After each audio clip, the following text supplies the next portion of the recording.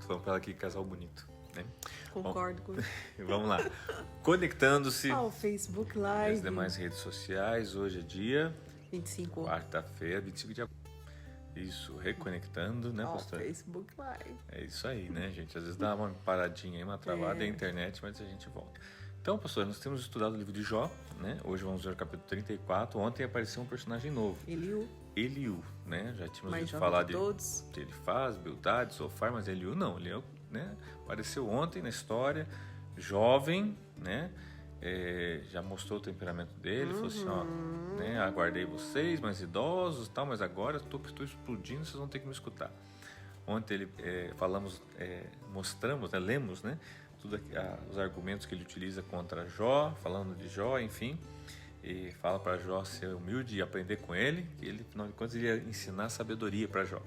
Tá? E hoje, no capítulo 34, a gente vai ver que ele fala agora com os amigos. Depois a gente vai ver que até para Deus ele dá conselho, mas hoje é para os amigos, né, que estão ali ao lado, né, ou próximos de Jó. Vamos lá então? Jó, capítulo 34. Eliú continuou: ouçam as minhas palavras, vocês que são sábios, escutem-me, vocês que têm conhecimento. Pois o ouvido prova as palavras como a língua prova o alimento. Tratemos de discernir juntos o que é certo e de aprender o que é bom. Observe que ele está falando para os sábios, né, e aqueles que têm conhecimento. Essas são as pessoas que ele está dirigindo o discurso dele. E qual discurso é o que ele vai dirigir agora? O versos 4 ele fala: tratemos de discernir juntos o que é certo e de aprender o que é bom. Ou seja, eu preciso do apoio de vocês agora para dar o diagnóstico de Jó aqui. Vamos lá, verso 5. Jó afirma: sou inocente, mas Deus me nega justiça. Apesar de eu estar certo, sou considerado mentiroso. Apesar de estar sem culpa, sua flecha me causa ferida incurável. Que homem existe como Jó, que bebe zombaria como água? Ele é companheiro dos que fazem o mal e anda com os ímpios. Pois diz, não dá lucro agradar a Deus. Então aqui ele está expondo o que supostamente Jó estava dizendo, tá? E dentre outras coisas ele fala assim, que homem existe como Jó, que bebe zombaria como água, ou seja, ele está zombando, porque ele está dizendo que ele é um homem correto, justo, e não é bem assim não, tá? E inclusive está reclamando de Deus agora porque ele não consegue ter a atenção do Senhor. Vamos lá, versos 10. Por isso escutem-me vocês que têm conhecimento. Volta a falar com as pessoas, com os sábios, com quem tem conhecimento. Longe de Deus esteja o fazer mal, e do Todo-Poderoso o praticar a iniquidade. Ele retribui ao homem conforme o que este fez, e lhe dá o que a sua conduta merece. Aqui ele está dizendo assim, ó, quando ele fala assim, Deus retribui ao homem conforme ele fez, ele está falando assim, as coisas são retributivas, ou seja, a pessoa colhe o que planta. E no caso você está falando de Jó, isso, que está colhendo o que plantou. Que plantou. Só que, você que conhece a história de nós também, ele não plantou isso para colher isso. Então, aqui nós temos o primeiro ponto que chama a atenção. O que o menino está falando aqui não deixa de ser uma verdade, porém não é o caso de Jó. Então, subentende-se que isso é uma verdade, mas não absoluta, porque Deus é absoluto e ele é soberano e faz o que ele quer. Ok? Vamos lá. Não se pode nem pensar que Deus faça o mal, que o Todo-Poderoso perverta a justiça. Quem o nomeou para governar a terra? Quem o encarregou de cuidar do mundo inteiro?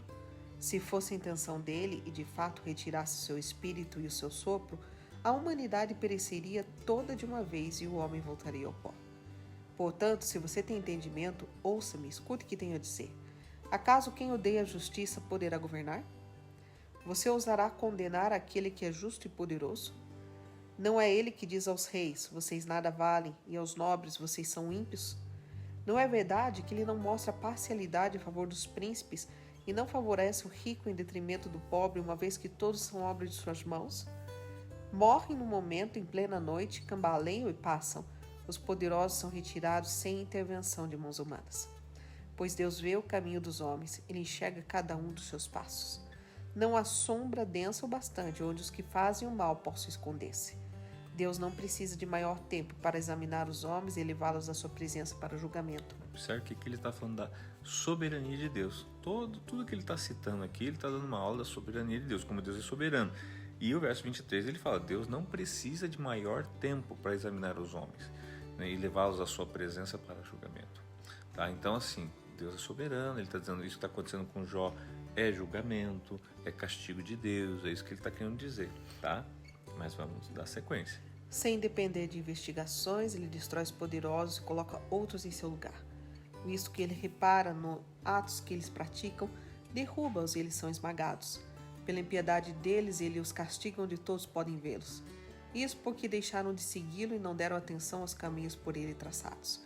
Fizeram chegar a ele o grito do pobre e ele ouviu o clamor do necessitado.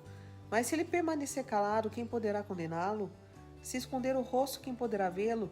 No entanto, ele domina igualmente sobre homens e nações, para evitar que o ímpio governe e prepare armadilhas para o povo. Suponhamos que um homem diga a Deus: sou culpado, mas não vou mais pecar. Mostre-me o que não estou vendo, se agir mal, não tornaria a fazê-lo. Quanto a você, deveria Deus recompensá-lo quando você nega sua culpa? É você que deve decidir, não eu. Conte-me, pois o que você sabe. Vamos só parar um pouquinho. Então você vê que ele tá dizendo que Deus, o verso 25, visto que ele, ou seja, ele é Deus, repara nos atos que eles praticam. Então ele está dizendo assim, Deus repara nos atos e pune. Então isso que está acontecendo com Jó tem a ver com atitudes que ele fez. Então ele está dizendo assim, ó, ainda que eu não possa provar que Jó fez alguma coisa, mas eu penso que por aquilo que ele está colhendo, me incita a dizer ou entender que ele está colhendo algum castigo de Deus. É isso que ele está tentando dizer, tá? Daí ele fala, a partir do verso 31, ele fala assim, suponhamos que um homem diga a Deus, sou culpado, mas não vou mais pecar. Então ele está incitando o quê? O que Jó precisa fazer é reconhecer. Está faltando Jó reconhecer que é um pecador, está faltando Jó reconhecer que errou, que não foi íntegro, que, né, daí ele dá vários exemplos aqui acerca do pobre, que não ajudou o pobre, coisa e tal. E lembra que Jó sempre falava assim que ele assistiu o pobre, que ele... Então assim, ele está tentando colocar uma culpa em Jó, e que Jó diz que não ter culpa, tá? Com base no quê? Na justiça retributiva de Deus, ou seja, ele não pode não ser culpado, senão ele não estaria passando por isso. É isso que ele está tentando dizer. E o que o texto está tentando nos mostrar é o seguinte, que ainda que isso é uma verdade, não é absoluta no caso de Jó, porque nós vimos lá no começo que não foi o que Jó colheu, não teve a ver com o que ele plantou de mal, e sim com o que ele plantou de bom. Porque se Jó não fosse um homem íntegro, justo, que agradava a Deus, o diabo não tinha olhado para Jó. Se Jó fosse um bandido, o diabo não ia falar assim, ó lá o Jó lá que é bandido. Não, quem está fazendo coisa errada, o diabo não aponta para Deus. Agora, quem está fazendo as coisas certas, o diabo vai e confronta a Deus também, porque você está dando tudo. Observe que agora começa a trazer um outro pensamento, uma nova realidade de tudo que está acontecendo aqui no livro de Jó. Vamos lá. Os homens de bom senso, os sábios que me ouvem, me declaram: Jó não sabe o que diz, não há discernimento em suas palavras. Ah, se Jó sofresse a mais dura prova por sua resposta de ímpio. Ao seu pecado ele acrescenta a revolta. Com desprezo bate palmas entre nós e multiplica suas palavras contra Deus. Então, observe que aqui é quase que uma sentença, né? Que ele volta, né, a dirigir-se aos sábios, e é uma sentença que eles falam, agora os homens falam acerca de Jó. Ele fala assim, os homens de bom senso, os sábios que me ouvem, me declaram. Eles estão dizendo, tá? Jó não sabe o que diz. Tipo, Jó, né, tá sendo incoerente, não há discernimento nas suas palavras. Se Jó sofresse a mais dura prova por sua resposta de ímpio, observe que eles já estão condenando ele, já estão dizendo que ele é ímpio. E dá a impressão até que eles querem que ele sofra mais do que ele já sofreu até aqui, né? Quando ele diz, acho que Jó sofresse a mais dura prova por sua resposta de ímpio. Pastor, é o seguinte, não era uma é como dura se prova.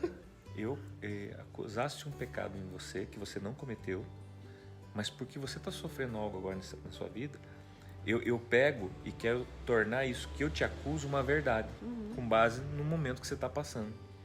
Olha só, gente, tá? E às vezes o que a pastora está passando, o que eu estou passando, tem a ver pela integridade que nós temos, e não pelo pecado. E as pessoas não conseguem enxergar assim, né? Porque elas veem Difícil. O nosso sofrimento, e na cabeça de muitos, todo sofrimento tem a ver com uma culpa, com um pecado, e não com uma integridade. Olha só que interessante isso. Jó está passando tudo que está passando porque ele foi íntegro.